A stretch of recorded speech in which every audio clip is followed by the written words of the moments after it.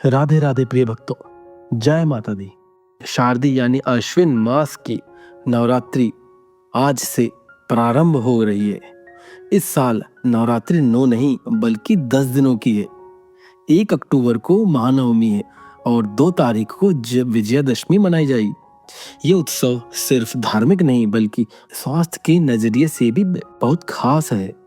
यहाँ एक और भक्त देवी दुर्गा के 9 स्वरूपों की पूजा करते हैं और दूसरी ओर व्रत उपवास के माध्यम से शरीर के पाचन तंत्र को विश्राम देते हैं।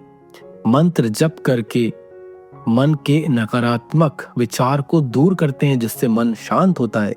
नवरात्रि के समय में देवी दुर्गा के 9 स्वरूपों की आराधना करना चाहिए। हर दिन देवी के एक विशेष रूप की पूजा से भक्त के भीतर की नकारात्मकता दूर होती है, जीवन में सफलता और सकारात्मकता आती है। 22 सितंबर प्रथम दिन शैलपुत्री जी का है। यह स्वरूप प्रकृति से जुड़ाव का प्रतीक होता है। 23 सितंबर द्वितीय दिन ब्रह्मचारिणी माता का है। आत्म अनुशासन और तपस्या का संदेश देता है। 24 सितंबर तृतीय दिन चंद्रघंटा माता का है। साहस और शक्ति का प्रतिनिधित्व करती है माँ। 25 और 26 सितंबर चतुर्थी कूष्मांडा देवी, ब्रह्मांड की सृजनकर्ता, सकारात्मक ऊर्जा की जननी। इस साल चतुर्थी तिथि 2 दिन रहेगी, इसलिए 2 दिन देवी कूष्मांडा की पूजा की जाएगी। 27 सितंबर पंचम दिन स्कंद माता मातृत्व और करुणा का प्रतीक मानी जाती हैं। 28 सितंबर षष्ठ दिन कात्यायनी माँ न्याय और वीरता की देवी हैं। 29 सितंबर सप्तम दिन कालरात्रि माँ नकारात्मक शक्तियों का नाश करने वाली होती हैं। 30 सितंबर अष्टम दिन महागौरी शांति और सौंदर्य का प्रतीक। 1 अक्टूबर नवमी का दिन सिद्धिदात्री सभी सिद्धियों को प्रदान करने वाली देवी होती है। हिंदी पंचांग के मुताबिक एक साल में 4 बार नवरात्रि मनाई जाती है, चैत्र, आषाढ़, अश्विन और माघ मास में।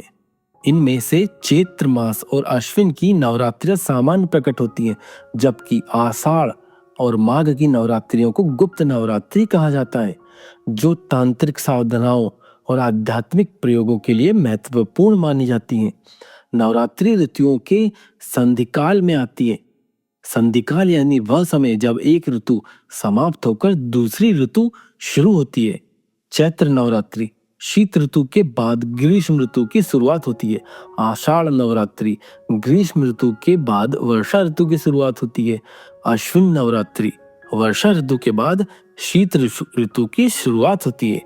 माघ नवरात्रि शीत ऋतु के बाद वसंत की शुरुआत होती है। ऋतुओं का ये संधि काल न केवल पर्यावरण में बदलाव लाता है बल्कि हमारे शरीर और मन पर भी प्रभाव डालता है। ऐसे समय में उपवास, ध्यान और योग के माध्यम से शरीर और मन को संतुलित करना हमारे स्वास्थ्य के लिए अत्यंत लाभकारी होता है। नवरात्रि के दौरान किए जाने वाले व्रत उपवास केवल धार्मिक अनुशासन का हिस्सा नहीं होते, बल्कि आयुर्वेद के नजरिए से हम देखा जाए तो ये हमारे स्वास्थ्य के लिए लाभकारी भी होते हैं। आयुर्वेद में एक विशेष उपचार पद्धति है लंघन, जिसमें शरीर को कुछ समय तक भोजन से दूर रखा जाता है। इससे पाचन तंत्र को विश्राम मिलता है और शरीर अपनी संचित ऊर्जा को रोग निवारण में प्रयोग करता है। उपवास के दौरान जब हम हल्का सात्विक आहार लेते हैं या कभी कभी सिर्फ फलाहार या जल पर रहते हैं तो शरीर में डिटॉक्सिफिकेशन की प्रक्रिया होती है। इससे शरीर की रोग प्रतिरोधक क्षमता बढ़ती है और कई पुराने रोगों से मुक्ति भी मिलती है। जय माता दी, जय राधे राधे।